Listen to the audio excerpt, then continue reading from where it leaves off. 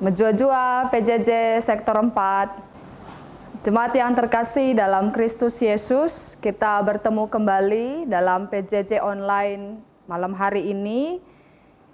Dan hari ini kita berbicara mengenai salah satu surat Rasul Paulus kepada jemaat di Roma, Roma 8 ayat 9 sampai 11 dengan tema Geluh Simbaru Ibas Kristus. Jemaat Tuhan yang terkasih, menarik pembacaan kita pada 3 ayat yang menjadi perenungan kita pada hari ini karena Rasul Paulus secara sengaja memperlihatkan dua perbedaan hidup yang dilandaskan pada satu sisi pada roh, sisi yang lain pada daging. Dan Rasul Paulus berbicara tentang hidup oleh roh, dan jikalau hidup oleh roh, maka hidup itu dikuasai dan dipenuhi oleh roh Allah. Dan kemudian bagi setiap orang yang hidup di dalam roh Allah itu, dia ternyata memikirkan kehidupan dan mendapat damai sejahtera. Itu yang diperlihatkan oleh Rasul Paulus dalam pembacaan kita. Namun jikalau ada orang yang hidup menurut daging atau hidup di dalam daging, justru dia mengikuti keinginan dan semua apa yang diharapkan oleh daging semata. Artinya manusia hidup berdasarkan keinginannya, manusia hidup berdasarkan pikirannya, dan manusia tidak hidup berdasarkan apa yang diharapkan oleh Allah. Saya melihat sebuah perbandingan bahasa yang cukup menarik kalau kita membaca versi Karo dan versi Indonesia.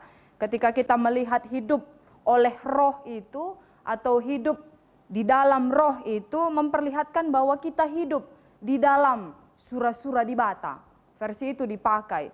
Tapi kalau kita hidup berdasarkan daging manusia, kedagingan saja, berarti kita hidup berdasarkan sura-sura ukur manusia.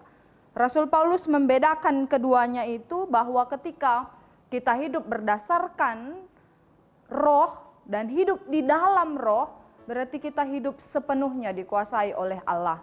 Sedangkan hidup yang di dalam daging berarti kita hidup berdasarkan pikiran kita semata. Sura-sura ukur manusia dalam versi Karo.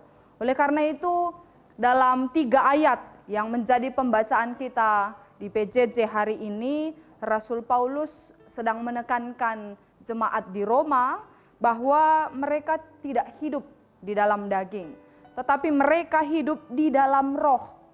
Karena ketika mereka hidup di dalam roh, roh itu menguasai mereka dan membuat hati mereka itu selalu terpaut kepada Allah. Tidak lagi mengikuti keinginan daging semata, tapi justru mereka mengikuti apa yang dikehendaki oleh Allah. Dan ketika Kristus itu ada di dalam kita, tubuh kita yang fana ini memang akan mati katanya pada ayat yang ke-10. Tapi tubuh yang fana itu akan dihidupkan kembali oleh roh Allah. Jadi teks ini berbicara tentang sebuah keberadaan manusia yang sesungguhnya fana, terbatas. Tapi justru jika ada roh Allah di sana, kehidupan kita yang fana, tubuh kita yang fana ini akan kelak dihidupkan kembali oleh roh Allah yang juga membangkitkan dan menghidupkan putranya Yesus Kristus itu. Teks ini dibawa bagi kita untuk menghayati Minggu Passion yang terakhir, untuk memasuki masa-masa yang memasuki masa Paskah itu, karena kita diajak untuk melihat bagaimana Kamis Sibadia, Jumat Simbelin, Sabtu Pengharapan, dan Paskah itu menjadi sebuah rangkaian dalam iman kita, bahwa ada begitu banyak penderitaan yang dialami oleh Kristus, dan sekaligus juga dia mengorbankan hidupnya, sekaligus juga melihat betapa kesunyian itu terjadi, dan sekaligus juga melihat kebangkitan oleh Allah.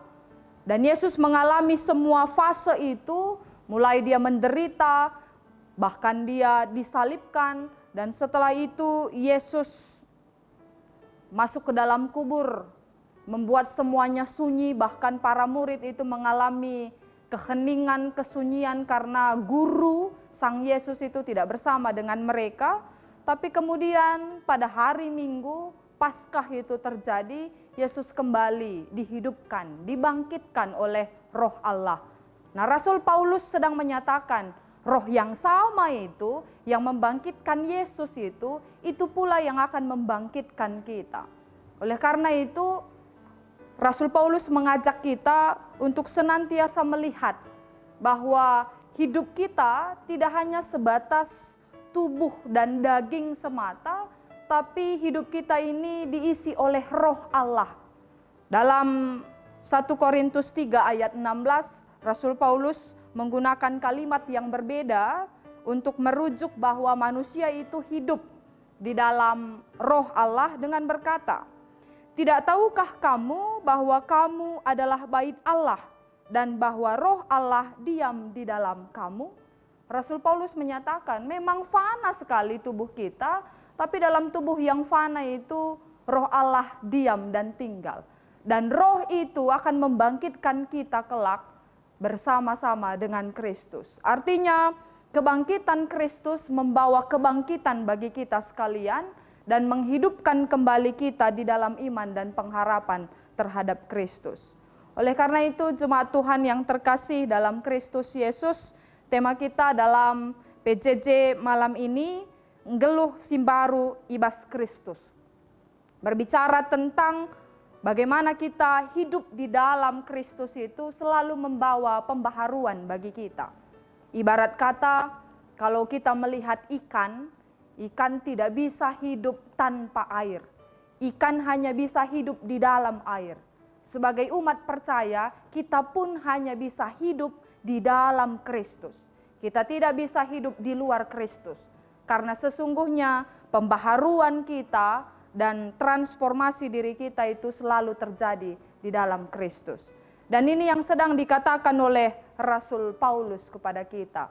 Kita tidak hidup berdasarkan daging lagi, tapi kita hidup di dalam Roh Allah.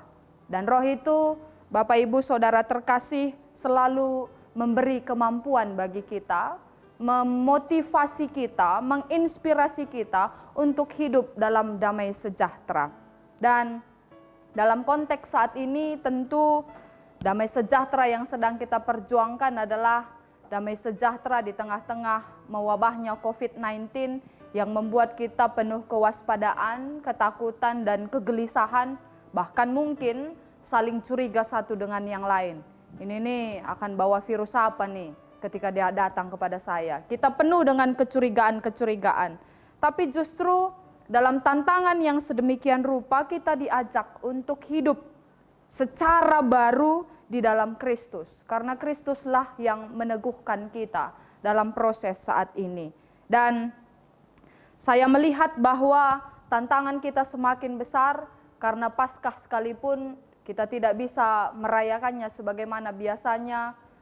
Mundur lagi Sabtu Pengharapan tidak sebagaimana biasanya, mundur lagi Jumat tidak seperti Jumat Simbelin, tidak seperti biasanya, bahkan Kamis Putih ya. Kamis Simbelin pun tidak seperti biasanya. Itu semua sekarang kita hayati sebagai sebuah pergumulan dan di dalamnya kita hidup di dalam Roh Allah. Meski tidak berkumpul, meski tidak merayakan secara biasa, tapi kita mengimani sungguh bahwa Roh Allah itu memberi pembaharuan bagi kita karena kita hidup di dalam Kristus. Jemaat yang terkasih, Bapak Ibu Saudara terkasih, marilah kita terus berpengharapan meski menghayati Paskah tidak secara langsung, bahkan bertanya-tanya nih, bagaimana Kamis Sibadia, bagaimana nih lakon Persadan Sibadia kita laksanakan, itu semua menjadi sebuah tantangan bagi kita. Tapi kita mengimani sungguh bahwa Allah hadir bersama-sama dengan kita di dalam Roh-Nya itu. Roh itu menghidupkan, Roh itu memulihkan, dan Roh itu menggerakkan kita menuju transformasi selalu baru hanya karena di dalam Kristus. Selamat menikmati masa-masa menuju Paskah. Dan biarlah Roh Allah terus memberi kemenangan bagi kita meski dengan cara yang sangat berbeda saat ini. Terpuji nama Tuhan dan Tuhan memberkati kita sekalian. Amin.